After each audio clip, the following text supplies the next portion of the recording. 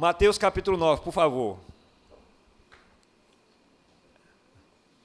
Amém? Mateus capítulo 9. Os homens até que, numa das nossas reuniões, né, maravilhosas, toda segunda-feira nós nos reunimos, né, na casa de um irmão. Segunda-feira nós estaremos nos reunindo novamente, eu acredito que os irmãos vão colocar no grupo aí do WhatsApp, onde nós estaremos nos reunindo, a União de Homens da Segunda Igreja Batista. Toda segunda tem uma reunião marcada no lar de um irmão. Segunda-feira agora nós teremos isso, né? Mateus capítulo 9, a partir do verso 1. E entrando no barco, passou para o outro lado e chegou à cidade, e eis que lhe trouxeram um paralítico, deitado numa cama. E Jesus, vendo a fé deles, disse ao paralítico: Filho, tem bom ânimo, perdoados te são os teus pecados. E eis que alguns dos escribas diziam entre si: ele blasfema. Mas Jesus, conhecendo os seus pensamentos, disse: por que pensais mal em vossos corações? Pois qual é mais fácil dizer: perdoados te são os teus pecados, ou dizer: levanta-te e anda? Ora, para que saibais que o Filho do Homem tem na terra autoridade para perdoar pecados, disse então ao paralítico, está entre parênteses: levanta-te, toma a tua cama e vai para a tua casa. E levantando-se, foi para a sua casa. E a multidão, vendo isto, maravilhou-se e glorificou a Deus, que dera tal autoridade aos homens. Louvado seja o nome do Senhor. Glória a Deus por isso.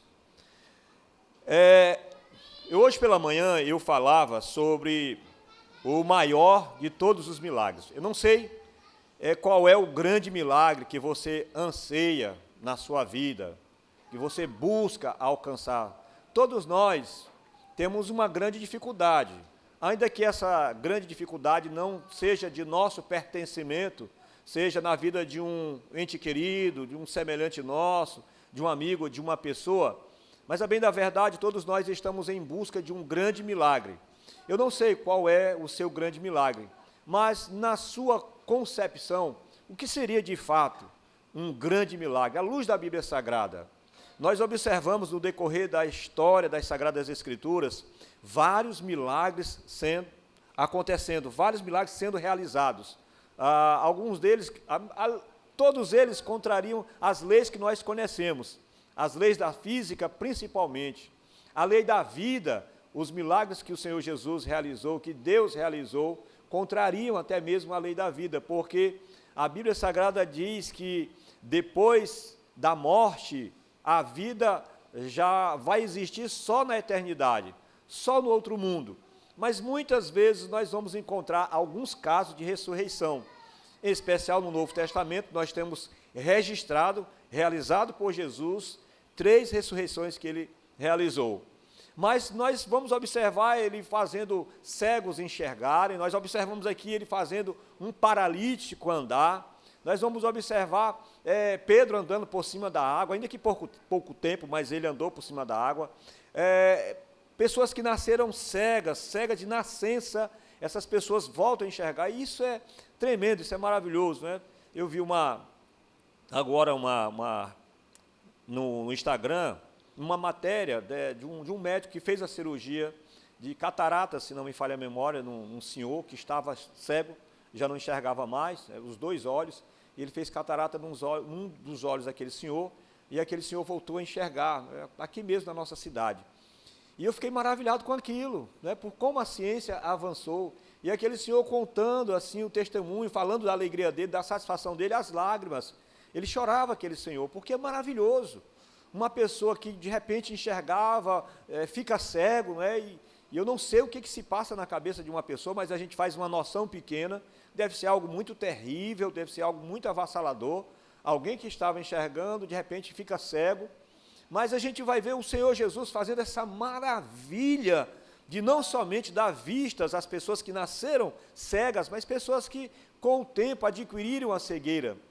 E aí a gente vai ver inúmeros milagres, o mar se dividindo em 2, a oração de Josué, que fez o universo parar, a oração do Ezequias, do rei Ezequias, lá em 2 Reis capítulo 20, também fazendo o universo parar, e se a gente for falar isso para um astrônomo, ele vai ter uma noção, né, do que foi esse sobrenatural, esse poder de Deus, que é fazer o universo parar. O universo observável tem 93 bilhões de anos-luz, a distância de um lado ao outro, né?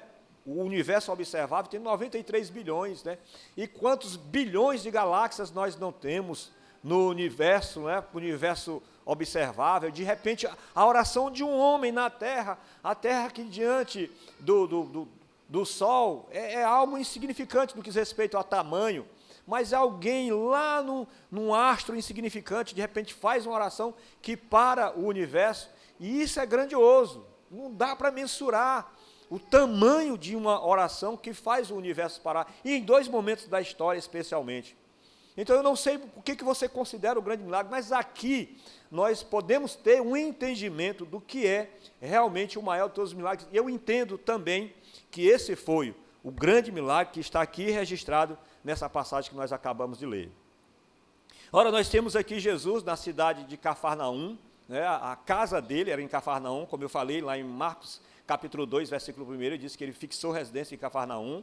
Como nós falamos no princípio, no início, ele nasceu em Belém, cresceu em Nazaré, por isso que ele foi chamado Nazareno, e aos 30 anos de idade ele foi batizado e foi fixar residência em Cafarnaum.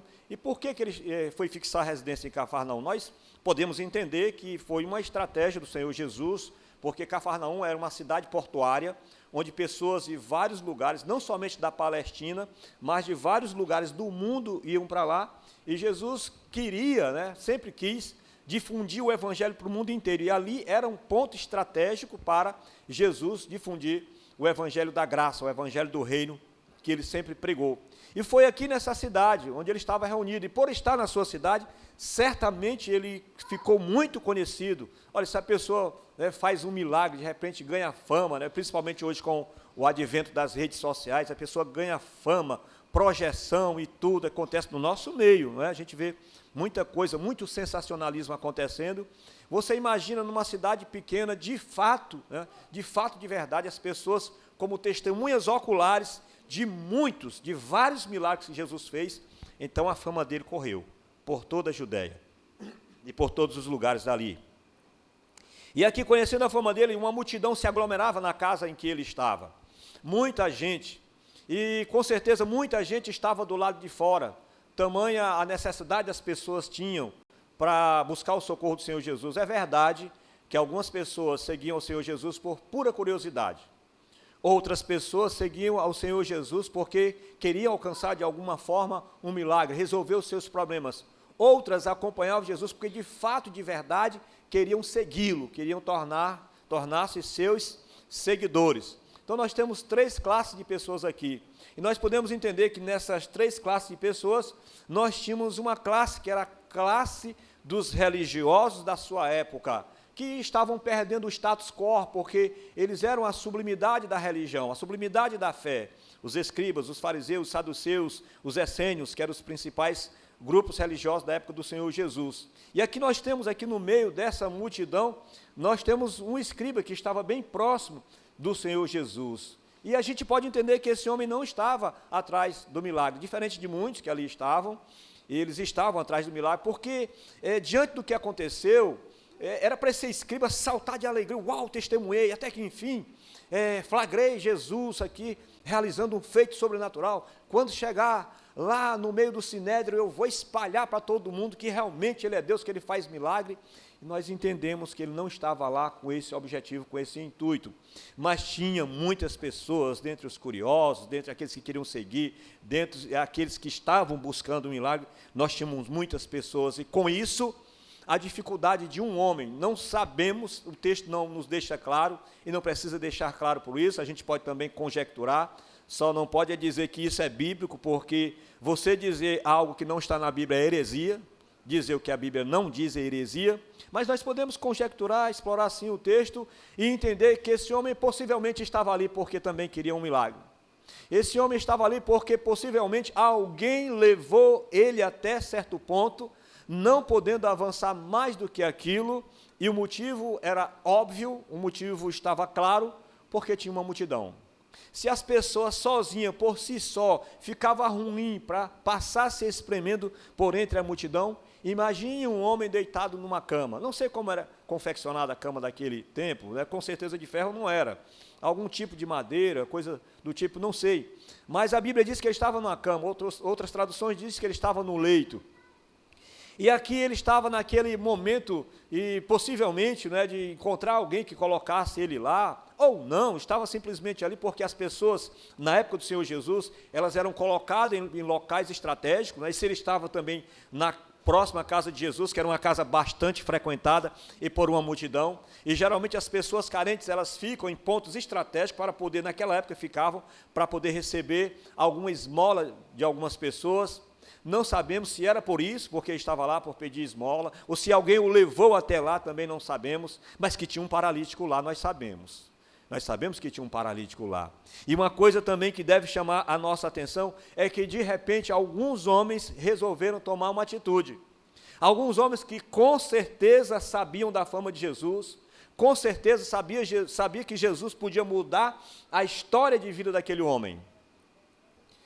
Você sabe, você tem convicção de que Jesus pode mudar a história das outras pessoas? Eu gostaria de deixar essa pergunta no seu coração. Você acredita que Jesus é capaz de mudar a história de vida de uma pessoa radicalmente? Eu deixo essa pergunta para você. Mas aqui tinham esses homens, a Bíblia Sagrada não diz quanto, com certeza não eram só 4 homens, mas diz aqui que alguns homens resolveram ajudar aquela pessoa, porque perceberam nela, querendo ela ou não, alguém digno de ser ajudado. Porque nem sempre quem nós ajudamos quer ajuda. Nem sempre quem nós ajudamos quer ajuda. E em alguns casos até, pessoas que precisam ser ajudadas, quando nós vamos ajudar, elas dificultam a ajuda que nós vamos dar para ela. Não quero nem falar daquelas que você ajuda e depois não reconhecem, são ingratas.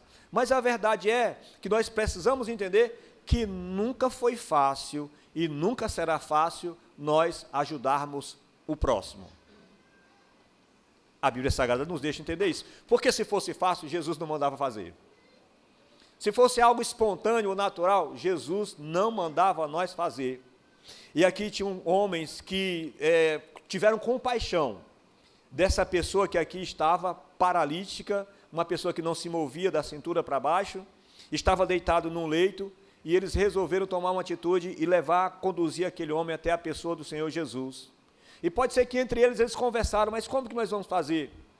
A vida vai sempre dar para você boas desculpas para você não ajudar outras pessoas. Ajudar o próximo é uma obrigação e uma responsabilidade nossa, eu posso dizer que é até um privilégio.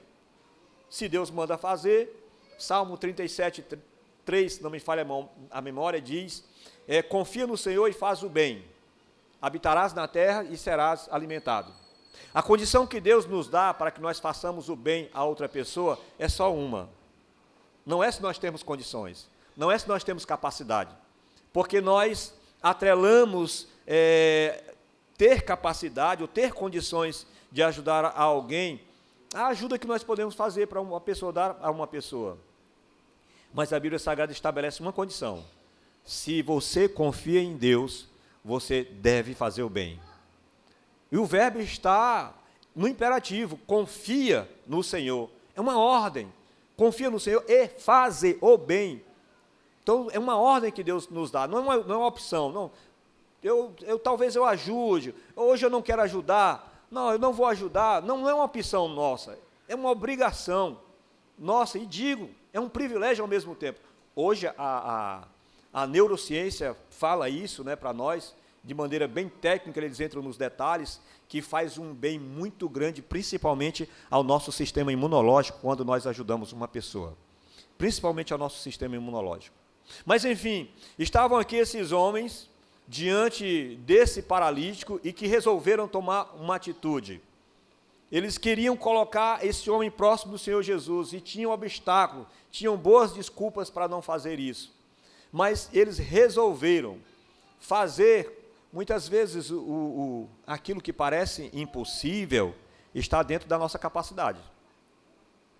Aquilo que parece impossível está dentro da nossa capacidade.